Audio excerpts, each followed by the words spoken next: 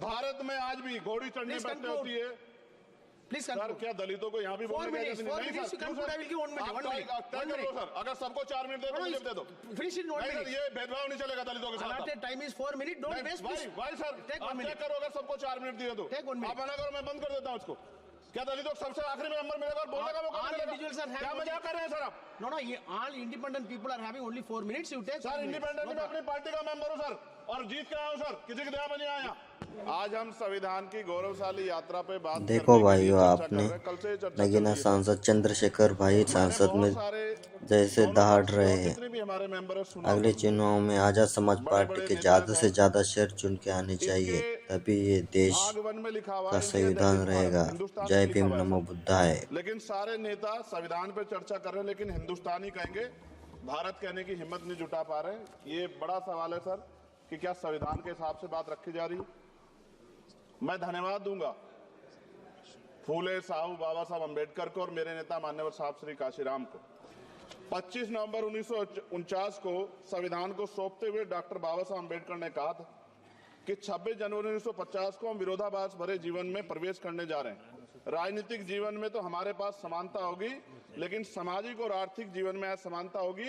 क्या ये चुनौती आज 75 साल बाद दूर हुई है? भारत ने 26 जनवरी 1950 को संविधान लागू होने के साथ खुद को एक संप्रभु लोकतांत्रिक और गणतांत्रिक राज्य होने का ऐलान किया। लेकिन सर, उस समय संविधान की स्थिति ये थी कि जैसे गांव का कोई आदमी, मैं 50 की बात कर रहा हूं, वो 50 साल पहले शहर में आ जाता और बड़े लोगों की महफिल में चला जाता, उस जहां वो खाना खा रहे हो, और वो टेबल पे नैपकिन को खा के जो है ये कहता कि ये तो फीका, क्योंकि वो जानता ही नहीं था, वो समझता नहीं था संविधान को, संविधान है क्या। संविधान उसके लिए महज दस्तावेज था। ये जिम्मेदारी थी राजनीतिक दलों पे कि वो संविधान को व्यवहार में लेके आते, और इसके इतने सारे आर्टिकल हैं, अगर इनको व्यवहार में लाया जाता तो मुझे लगता कि आज देश बहुत बदल गया होता। बाबा साहब ने कहा था कि लोकतंत्र भारतीय भूमि का केवल ऊपरी पोशाक है, उनके अनुसार यहाँ की संस्कृति अनिवार्य तौर पर लोकतांत्रिक है।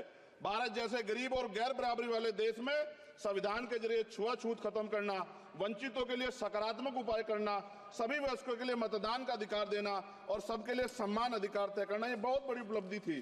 सर, ये संविधान है कि आप वहां बैठे हैं और मैं यहाँ खड़ा होकर अपनी बात रख रहा हूं, और इस देश में आदिवासी महिला के तौर पे जो है राष्ट्रपति बनी है, और प्राइम मिनिस्टर तो नहीं बना, लेकिन शेड्यूल कास्ट के बड़े नेताओं को भी जो है राष्ट्रपति बनने का मौका मिला। इस संविधान की देन, अगर वोट हम पे नहीं होता तो शायद अमीर और जो राजा महाराजा खुद को मानते हैं हमारी गलियों तक नहीं आ पाते, हमारे हाल नहीं जान पाते।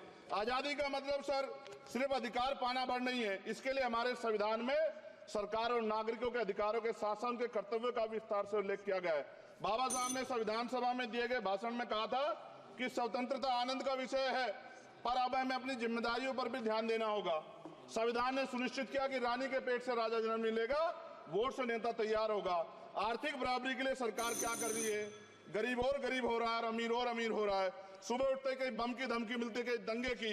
ये अमृत काल है सर, यह धमकी काल है। कितना बढ़ रहा है आर्टिकल 15 सर, भारत में आज भी घोड़ी चढ़ने पर होती है। सर, क्या दलितों को यहाँ भी बोलने की इजाजत नहीं? नहीं सर, अगर सबको 4 मिनट दे दो। ये भेदभाव नहीं चलेगा दलितों के साथ। Time is 4 minute, don't waste. भाई सर, आप चेक करो, अगर सबको 4 मिनट दिए तो आप मना करो, मैं बंद कर देता हूँ इसको। क्या दलितों को सबसे आखिरी में नंबर मिलेगा और बोलने का मौका मिलेगा? क्या मजाक कर रहे हैं सर आप? No, all independent people are having only 4 minutes. You take sir, independent में अपनी पार्टी का मेंबर हूँ सर, और जीत के आया हूँ सर, किसी की दया में नहीं आया। Take 1 minute and finish. Sir, कल भी बोले तो एक दलीय पार्टी के लोग, आप मौका दो सर। मूछे रखने पर हत्या होती है, महिलाओं पे, छोटे मासूम बच्चों पर रेप हिंसा होती है। एनसीआरबी का डाटा देकर डर लगेगा। यही 1 किलोमीटर में संविधान को जला गया, और महाराष्ट्र के परभनी में अभी भी संविधान को नष्ट किया गया, उसकी कॉपी को। आर्टिकल 25-26 में संविधान में सभी को धार्मिक आजादी। कहाँ है दलितों की, मुसलमानों की, जैनों की, बौद्धों की, ईसाइयों की? छत्तीसगढ़ में सतनामी समाज को संविधान की अपनी धार्मिक आजादी के आधार पर जो है उनको अपमानित करके जेल में बंद कर दिया। संभल, अजमेर, अयोध्या सब इसका उदाहरण है। ये सरकार आलोचना डरती है। कितने लोग जेल में बंद है? मिरान हैदर, खालिद सैफी, उमर खालिद खान, सिफा खान, गुलफ्शा फातिमा और आजम खान साहब राजनीतिक विरोध में बंद है। सरकार यहाँ बैठी है, सरकार सामाजिक न्याय की बात करती है। बताए कितने दलित मुख्यमंत्री बना रखे हैं आपने? 13 ज्यादा सरकार स्टेट में सरकार है। कितनी महिला मुख्यमंत्री है? आपकी सरकार ने सुप्रीम कोर्ट के आदेश के बाद रिजर्वेशन प्रमोशन में जारी नहीं किया, और ओबीसी को पॉलिटिकल रिजर्वेशन आप देंगे नहीं देंगे, आप बताने का काम करें। मैं 75 साल की गौरव यात्रा में हम एक सभ्य समाज नहीं बना पाए, इसलिए जाति आधार पर SC ST OBC के बच्चों को प्राइमरी स्कूल से लेकर उच्च संस्थानों में भेदभाव किया जाता है। सरकार निरंकुश हो गई, कोई बुलडोजर से कार्रवाई करता है। कल मंत्री जी ने कहा हमने राष्ट्रीय पिछड़ा वर्ग आयोग बनाया, 69 शिक्षक भर्ती में उसकी सिफारिशों को नहीं माना।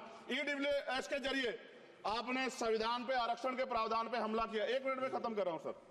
संविधान सर न्यायपालिका में आर्टिकल 124 ये कहता है सर, ये अधिकार जो है, Sanjay sir ji please conclude sir 1 minute में प्लीज संविधान में न्यायाधीशों की नियुक्ति का अधिकार राष्ट्रपति के द्वारा होना चाहिए, अभी तक नहीं हो रही है। All India judicial service commission कब बनेगा? क्या चंद परिवार ही सर जज बन सकते हैं? और आज हम सर, मैं सरकार से सवाल पूछना चाहता हूं सर, सेवाओं में SC ST OBC वर्ग का कितना प्रतिनिधित्व है?